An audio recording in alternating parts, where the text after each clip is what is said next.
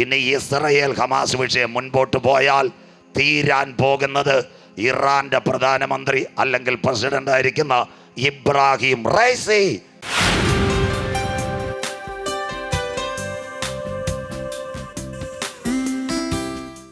ഇനിയുള്ള കാര്യം എല്ലാവരും കേൾക്കണം.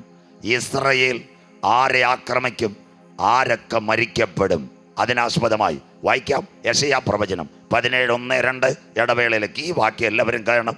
ഇന്നത്തെ ലോക സംഭവം ഇതിനകത്ത്. യെശയ്യാ പ്രവചനം 17:1-2 വാക്യങ്ങൾ വായിച്ചാട്ടെ. ഇസ്രയേൽ ആരെയൊക്കെ ആക്രമിക്കും? വായിക്കാം. യെശയ്യാ പ്രവചനം 17:1-2 വാക്യങ്ങൾ വായിച്ചാട്ടെ. ദമ്മേശേക്കിനെ കുറിച്ചുള്ള പ്രവാചകം. സിറിയയുടെ തലസ്ഥാനം ഡമാസ്കസ്, അതിൻ്റെ മണ്ടയ്ക്ക് ഇസ്രായേൽ അടിക്കും. ഈ കൺവെൻഷൻ ഇവിടെ നടക്കുമ്പോൾ നിങ്ങൾ കേൾക്കണം, ഇസ്രയേൽ സിറിയനെ ആക്രമിക്കും. രണ്ടാമത്തെ കാര്യം, ലെബനോനെ ആക്രമിക്കും, ഇറാനെ ആക്രമിക്കും. ദമ്മശേക്ക്, സിറിയ.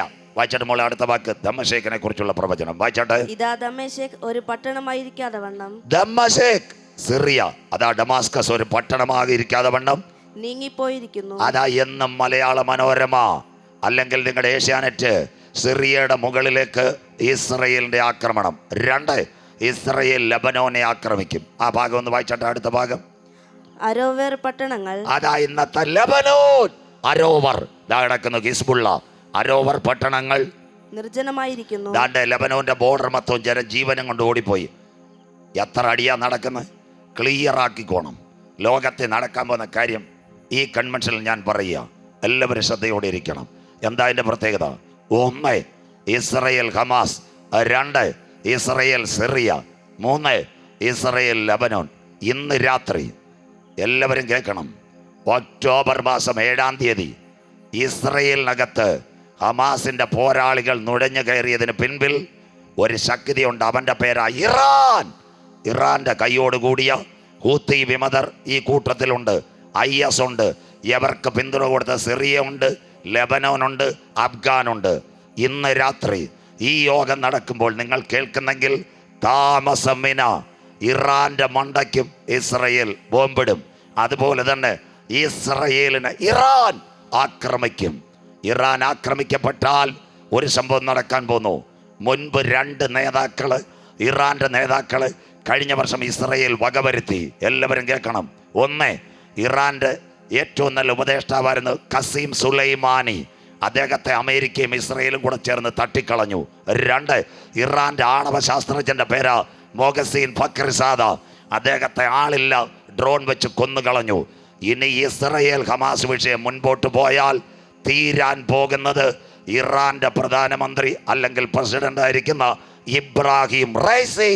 ക്ലിയർ. എത്ര ക്ലിയർ ആയിരിക്കുന്നു? തീർന്നില്ല. ഏത് വഴിയെങ്കിലും ഇസ്രായേലിൽ ഒരു ചാരസംഘടനയുണ്ട്.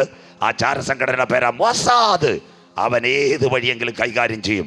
എനിക്ക് നേരത്തെ അറിയാം, 2 പേരെ അവൻ തട്ടിയതിൻ്റെ പിൻപിൽ ഇറാന്റെ ഭരണകൂടത്തെ അട്ടിമറിക്കുവാൻ ഇസ്രയേലും അമേരിക്കയും പദ്ധതി വെക്കും. 1, ഇറാന്റെ സൈനിക ഉപദേഷ്ടാവായിരുന്ന 1 ഖസീം സുലൈമാനി. 2, ഇറാന്റെ ആണവ പ്ലാന്റിന്റെ നേതാവായിരുന്ന മൊഹസിൻ ഫക്രിസാദ്. 2023 2 പേരെയും അമേരിക്കയും ഇസ്രയേലും ചേർന്ന് തട്ടിയെങ്കിൽ 2024 താമസം വിന ഈ ലോകത്ത് നിന്ന് മാറ്റപ്പെടുന്ന നേതാവാ ഇബ്രാഹിം റൈസി, ഇറാന്റെ പ്രസിഡന്റ്. സ്വത്രം. അത് തീർന്നില്ല. ഈ പ്രഭാഷണം കേൾക്കുന്നവർ ഇന്ന് കേട്ടോ, ഈ അടി ഇവിടെ തീരത്തില്ല. ഇനി ആരെ ആക്രമിക്കും? ഇസ്രയേൽ തുർക്കിയെ ആക്രമിക്കും. അവന്റെ ലിസ്റ്റിൽ അടുത്ത നേതാവ് വന്നു, രജബ് തൊയ്യിബ് എർദോഗൻ. അവനും താമസമിന ഈ ഭൂതലത്തിൽ നിന്ന് മാറ്റപ്പെടും. അതാണ് ഇസ്രയേലിന്റെ പദ്ധതി. അതിൻ്റെ ചാരസംഘടന മൊസാദ്. എങ്ങനെ ചെയ്യുന്ന ആർക്കും അറിയത്തില്ല. ഇത്രയും കണ്ണ് സൂക്ഷ്മതയോടെ ചെയ്യുന്ന ഒരു സംഭവം. അങ്ങനെയെങ്കിൽ ഈ യുദ്ധം അവസാനിക്കത്തില്ല.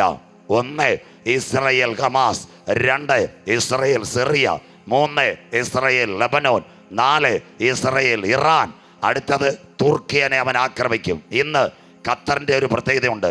ഖത്തറിനകത്തായിരുന്നു ഹമാസിൻ്റെ 2 നേതാക്കൾ ഉണ്ടായിരുന്നത്, ഖാലിദ് മിഷേൽ, മുഹമ്മദ് ഹനിയ. ഖത്തറുമായിട്ട് ഇച്ചിരി സ്നേഹം ഉണ്ടായിട്ട് ഇസ്രയേൽ വിളിച്ച് പറഞ്ഞു, അവന്മാരെ പെട്ടെന്ന് വിട്ടില്ലേ, അവന്മാരെ സാധനവും പെട്ടിയും കിടക്കെ എടുത്ത് വിട്ടില്ലേ, നിനക്കും അടി ഉറപ്പാന്ന്. സ്വോത്രം ഖത്തറിനോട്, സ്വോത്രം.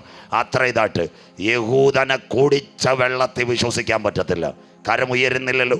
യഹൂദനെ പച്ച വെള്ളത്തിൽ കുടിച്ച വെള്ളത്തിൽ വിശ്വസിക്കാൻ പറ്റത്തില്ല. ഞാൻ എന്തോ ഡിഗ്രിക്ക് പഠിച്ചുകൊണ്ടിരുന്നപ്പോൾ അമേരിക്കയിലെ വൈറ്റ് ഹൗസിൽ വെച്ച് ഒരു കൂടിക്കാഴ്ച, ബിൽ ക്ലിൻ്റൺ, അന്ന് ഇസ്രയേലിൻ്റെ പ്രധാനമന്ത്രി ഏരിയൽ ഷാരോൺ, പലസ്തീൻ്റെ നേതാവ് യാസർ അറാഫത്ത്, ഇവർക്ക് രണ്ടുപേർക്കും ആൻ്റണി പാസ്റ്ററെ അമേരിക്കയിൽ വെച്ച് കട്ടൻ ചായ കൊടുത്തു. അമേരിക്കയുടെ പ്രസിഡന്റ് പറഞ്ഞു, നിങ്ങൾ ചേട്ടൻ്റെ അനിയൻ്റെ മക്കളെ വഴക്കുണ്ടാക്കരുത്. ഏരിയൽ ഷാരോണും യാസർ അറാഫത്തോടെ കെട്ടിപ്പിടിച്ചിട്ട് പറഞ്ഞു, ബായിയെ നമ്മൾ അബ്രഹാമിൻ്റെ മക്കളാണ്. ഞാനും വിചാരിച്ചു വെടി തീർന്നെന്ന്. സ്വോത്രം. തിരിച്ചു വന്ന് മൂന്നാമത്തെ ദിവസം പലസ്തീൻ്റെ മണ്ടക്കിട്ട് അവൻ അടി കൊടുത്തു. കരമുയരുന്നില്ലല്ലോ. ഒരു കാരണവശാലും യഹൂദനെ കുടിച്ച വെള്ളത്തിൽ വിശ്വസിക്കാൻ പറ്റത്തില്ല. അങ്ങനെയെങ്കിൽ ലോകത്തിലെ സംഭവങ്ങൾ, ഇസ്രയേലുമായിട്ടുള്ള ബന്ധത്തിൽ നേതാക്കൾ കൊല്ലപ്പെടുമ്പോൾ ലോകം രണ്ട് ചേരിയിലേക്ക് ഇന്ന് രാത്രി ഇനി ഇസ്രയേൽ ഇറാനെയും തുർക്കിയെയും ഒരുപക്ഷെ അഫ്ഗാനെയും അതുപോലെ ഇന്നത്തെ ഹമാസിന് പ്രോത്സാഹനം കൊടുക്കുന്ന രാജ്യങ്ങളെയും ആക്രമിച്ചാൽ ലോകം രണ്ട് ചേരിയിൽ. അങ്ങനെയെങ്കിൽ ഒരന്തിമ യുദ്ധത്തിൻ്റെ കാളം ഇവിടെ ഒരുങ്ങിക്കഴിഞ്ഞു. കരമുയർത്തുന്നവർക്കായി ഇതിൻ്റെ നേതാവായി റഷ്യ പിൻപിൽ എഴുന്നേൽക്ക് വരുമ്പോൾ ഇന്ന് രാത്രി കൃപ പ്രാപിച്ച ദൈവമക്കൾ പറയണം, ഒരന്തിമ യുദ്ധം ഇവിടെ ആരംഭിക്കാറായി.